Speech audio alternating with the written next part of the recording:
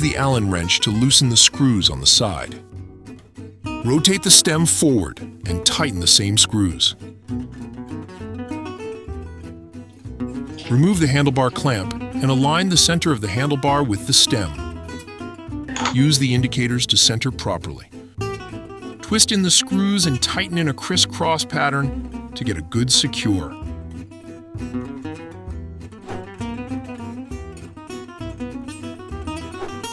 Remove screws from the display bracket clamp. Clamp on the handlebars and reinstall the screws.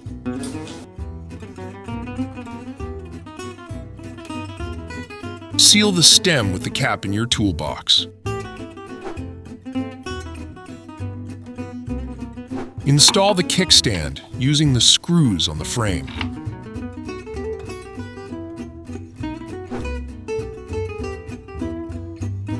Flip the bike over to install the front fender and wheel. Remove the wheel axle and the brake pad placeholders. Remove 3 front fender screws. Install the front fender using the same screws removed. Install the front wheel and slide the brake disc into the calipers. Push in the axle to secure the front wheel and tighten. Do a spin test.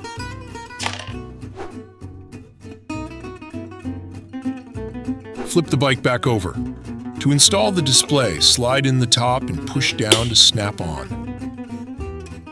To remove the display, squeeze the pins on the bottom. To adjust the angle of the handlebars, loosen the screws as shown. Tighten the same screws when done.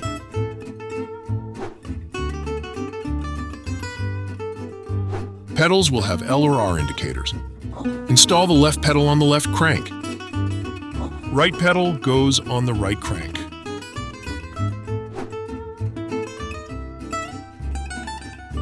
Loosen rack secure screws and remove the rear fender bracket screw.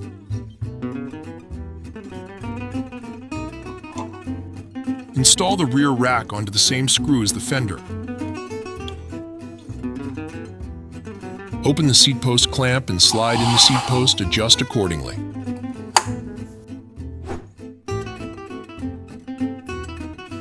To remove the battery, remove the lid first. Then use the key provided to unlock the battery. When installing the battery, make sure you hear the snap. Remove the key and close the lid when done.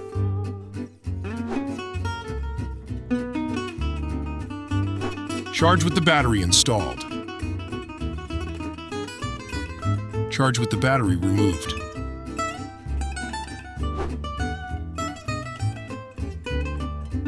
Press and hold the power button on the right to power up. Up and down buttons change the PAS level. Left and right arrow buttons control the turn signals.